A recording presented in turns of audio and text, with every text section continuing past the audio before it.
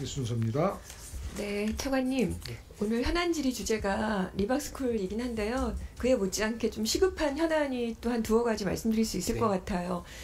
하나는 이제 의대 문제이고 또 AIDT인데요. 네. 1년 넘게 의정 갈등이 있지 않았습니까? 그래서 지금 확인해 보니까 현재 의대생이 8,305명이 유급을 이제 예정하고 있고요. 네. 재적 대상도 몇 명인 줄 아세요? 재적 대상도 46명입니다. 네. 그러니까 이제 아직도 학사 운영이 이제 제대로 이렇게 풀리지 않은 상태인데 결국은 트리플 운영의 사태가 벌어지게 된 것이에요. 현실화가 됐는데 여기 한번 자료 보시면은 국립대 의대로부터 받은 자료 중에서 경상 국립대를 보니까 예과 1학년이 174명으로 이제 유급 대상자로 확정이 됐거든요. 근데 다음에는 79명이 새로 입학합니다. 그럼 합치면은 253명인데 원래 한 해 79명이 공부를 해야 되니까 1학년 내년에 받아야 될 1학년이 253명인 거죠. 그러니까 그야말로 3배가 넘어버려서 이제 더블링을 넘어서 트리플링이 되어버린 것이죠.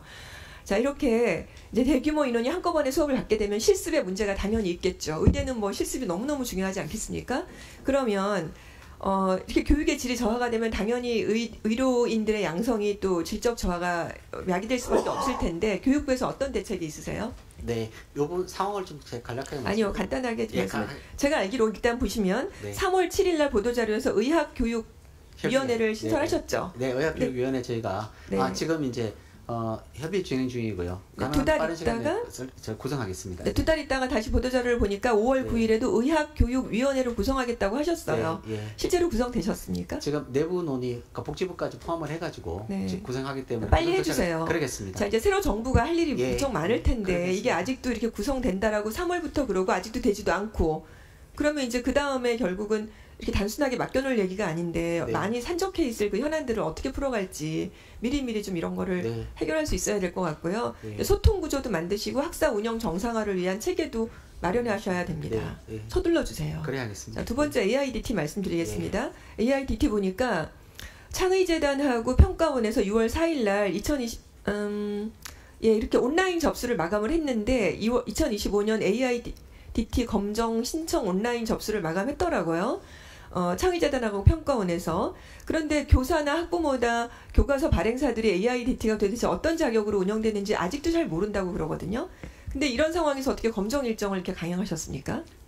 검정 일정은 지금 작년에 예고한 대로 지금 진행 중에 있는데, 그러니까 새 정부 들어왔으니까 새 정부에서 정책 방향이 정해지면 검정 일정을 포함한 구체적인 사항들에 대해서 확정해서 네. 여하간 이렇게 아직도 이렇게 좀 모호한 상황인데 이렇게 계속적으로 온라인 접수를 받고 있구나라는 생각을 해봤는데 책임이 있습니다. 분명히 여기 이주호 장관 본인의 과욕으로 분명히 이것이 졸속으로 밀어붙인 거라는 것은 아마 많은 분들이 여기에 공감을 하실 텐데요. 과거 이명박 정부에서도 그 이주호 장관을 하는 걸 보니까 교과서 가격 자율화 정책이 있었습니다. 그걸 굉장히 무리하게 추진하다 보니까 출판사하고 갈등을 야기했고요. 그래서 교과서 업체들이 소송을 했습니다. 그래서 거기서 들어간 그 교육부하고 교육청의 배상액이 얼마냐면 2,300억 원입니다. 그러면 이번에도 막대한 금액을 이렇게 투자했던 그 교과서 발행사들은 교육부를 상대로 해서 행정소송까지 제기한 상황이에요. 그럼 일각에서는 그 손실 규모가 수백억 원에서 수천억에 달한다는 얘기까지 있습니다.